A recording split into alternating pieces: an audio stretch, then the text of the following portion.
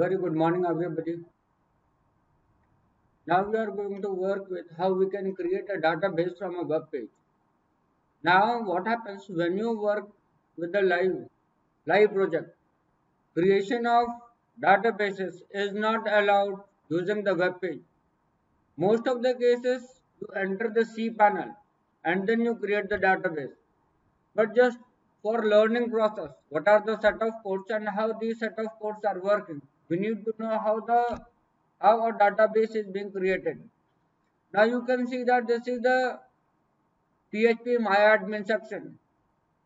In PHP MyAdmin section, you can see the username, root, and the password is default. When we enter inside this, we have a list of all the databases which you can see. Blog samples, crude example, DB underscore. There are different databases which you can see. Now, from here, from this part, we can create a new databases. We can run the query from here and create the databases. Now, our first step now is we are trying to learn how we can create the databases from a web page. Now, getting back to this place, now we have three processes in this. Now, I am going to explain you the set of codes. Now, a database consists of one or more tables. So, suppose if we have an organization, in an organization we have employee section, student section, examination section, account section. So, these are different sections. So, first we create the database. Inside the database, then we create different tables, just like employee table. Then we have students table. Then we have accounts table. Then we have examination department table. So, these are the different tables which we create. And inside the table, we store the value. Now first we are trying to learn how we create the databases. So inside the database we can create the table. Now creation of databases, first we need to follow. Now when we follow the object oriented approach, in this section you can see that this set of code explain the web browser that PHP codes are working or going to work on it. This is the name of the server.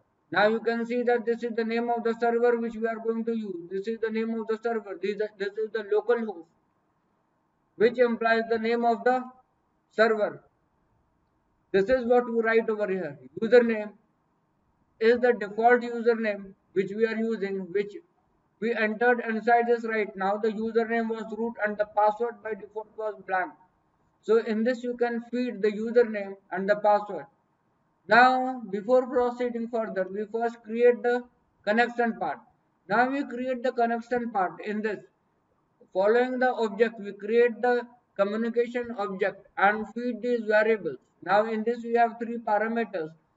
MySQL, new underscore MySQL, this is a connection string. Now this is going to check the connection. If there is an error, it is going to display there is some connection error. Otherwise, now if the communication is working very much perfectly, then we take the SQL query. The query for SQL is create database. Now you can see that when I copy this database and I am just going to run it over here, you can see that create database MySQL 1.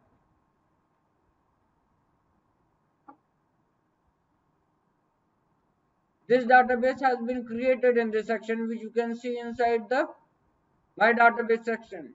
You can see that this was the database which was created. Now this is the database and we have no tables in this. In our forthcoming chapters, we are also going to learn how we create the tables.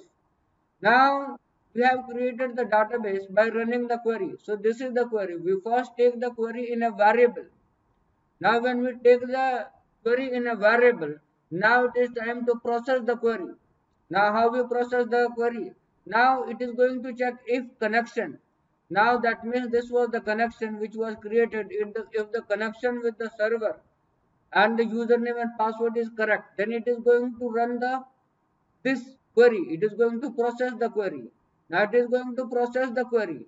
Now it is checked if it was running, if it was executed properly. So this is the Boolean statement. Now if the database is created, we are going to display database created. Otherwise, it is going to display the error. And at the end, we close the connection. Now when we every time we start the connection, we need to close the connection. These are done for the security reasons.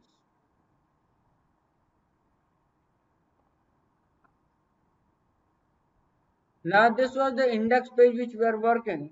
Now in this I have written the set of codes. Now in this you can see I just need to change the, I'm not changing the username and password. When we change the username and password, in the such cases we should get an error. Now you can see that access denied to the username and password because the username and password was incorrect. So now we are going to put the correct username and password.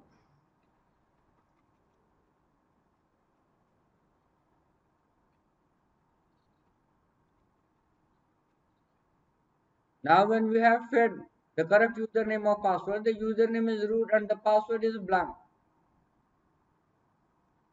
Now you can see that error creating the database cannot create the database because the database already exists. You can see that this name of the database already exists. So what we are going to do? We are going to change it to another name. So we have changed it to MyDB3. Now again we are trying to run this. Database created successfully. Now let us have a look whether the database was created or not. Now these are the list of all the databases which will be displayed on the screen now. Now this is how when the communication process works properly, we create the database, and similar ways in our next tutorial we are going to create the tables and then we are going to feed the data in the tables. We can also alter the tables, edit the tables, and we are going to work on it. Now you can see that the database which we created was MyDB3, which is already created. So this is how we work with the creation of the databases. Now we can also see how we work with the procedural part. Now this is the name of the server, username and password, and this is how we connect with the server, and it is going to create the database. Similar wise we work with the PDO. Now PDO is the object oriented system and gives you an exception handling part. Now in this you can see that connection part, we take the new object, name of the database MyDB, create database mypdodb. So this is going to create the name of the database mydbpdo. A great benefit of PDO is that it has exception class to handle any problem that may occur in our database query. If an exception is thrown within the try block, the script stops executing and flows directly to the cache method block. Now in the block method, cache block method, the above we display the error which we get. In our Java tutorials, we have already explained what is exception handling chapter.